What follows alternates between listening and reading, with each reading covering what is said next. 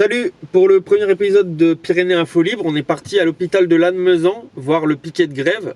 On a parlé avec Michel Dabat, qui est un représentant syndical CGT de l'hôpital. Lui, il est sur l'hôpital psychiatrique de Lannemezan, pour qu'il nous parle des problématiques de l'hôpital public en ce moment, les problèmes qu'ils ont avec la direction et tout ça. Vous allez voir, il va nous raconter tout ça. Nous avons un mouvement social lié à des problématiques liées au financement et surtout au manque d'effectifs dans certains services. L'élément déclencheur a été un effectif de moins 6 dans un service et dans le même temps nous avons eu le remerciement puisqu'il a été en fin de contrat d'une psychologue qui avait une file active de près de entre 135 et 150 patients qui se sont retrouvés sans soins du jour au lendemain. Mais surtout aussi, nous rencontrons un problème de dialogue avec notre direction et notre directrice plus particulièrement, dont le dialogue social était rompu. Donc nous avons décidé d'intensifier et nous avons renouvelé notre piquet de grève devant l'administration tous les jours de la semaine jusqu'à vendredi. Nous l'avons suspendu pendant le week-end parce que c'est dur quand même de passer et le jour et la nuit sur un piquet de grève. Seulement aujourd'hui, nous nous retrouvons devant quelque chose que je n'aurais pas imaginé, c'est-à-dire que la directrice est partie en congé. Donc, juste pour vous dire...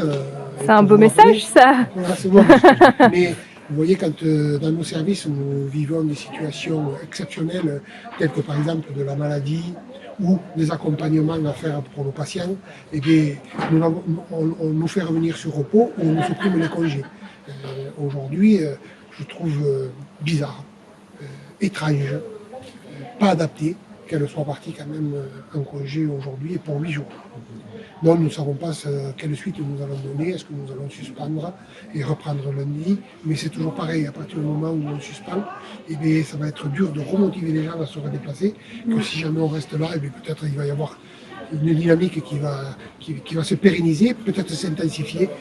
Alors nous ne savons pas trop ce que nous devons faire. Par contre, ce qui est évident aujourd'hui aux hôpitaux de Lannemezan, et je pense dans tous les hôpitaux de France, si on veut sauver l'hôpital public, je crois qu'il faut une grosse réforme au niveau de la gestion.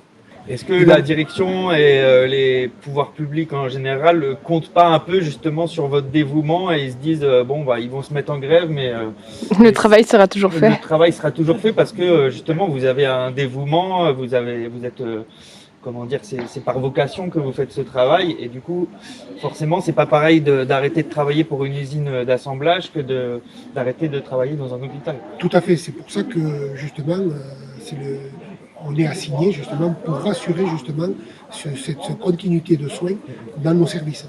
Un patient, c'est pas parce que nous on se met en grève ou le week-end qu'il n'y a plus de médecins ou ça, on les prend toujours en charge. Donc, et nous sommes pour cela. Nous sommes toujours battus justement pour avoir ce respect de l'urgence et de la sécurité vis-à-vis de nos patients. Donc vous voyez, l'hôpital public et les services publics en France en général sont dans un état catastrophique. Donc peut-être que c'est le moment de bouger un peu, d'aller soutenir les hôpitaux publics parce que c'est notre santé qui est en danger. Et voilà, faut faire bloc et peut-être un petit retour des gilets jaunes, ça serait pas mal.